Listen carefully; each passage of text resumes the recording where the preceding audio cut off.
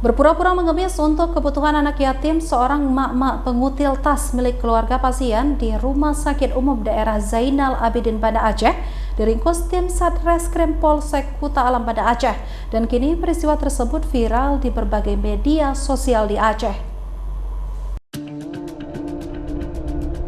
Seorang emak-emak yang inisial EL 43 tahun yang berprofesi sebagai pengemis di Kota Banda Aceh terpaksa harus berurusan dengan polisi setelah aksinya menguntil tas milik keluarga pasien yang sedang menjalani perawatan di Rumah Sakit Umum Daerah Zainal Abidin Banda Aceh terekam CCTV. Penangkapan terhadap wanita asal Kabupaten Pidi tersebut dilakukan unit Reskrim Polsek Kuta Alam berdasarkan laporan korban dan bukti petunjuk dari rekaman kamera pengawas milik Rumah Sakit Zainal Abidin.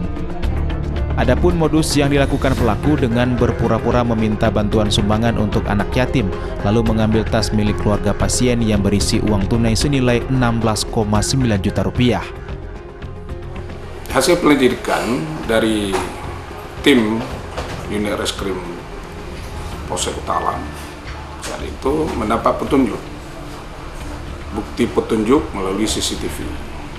Kita juga bekerja sama dengan pihak Rumah Sakit Zainal Abidin.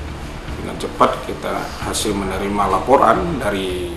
Untuk mempertanggungjawabkan perbuatannya, kini pelaku terpaksa harus mendekam di balik jeruji besi. Dari Banda Aceh, Syukri Syarifuddin, iNews melaporkan.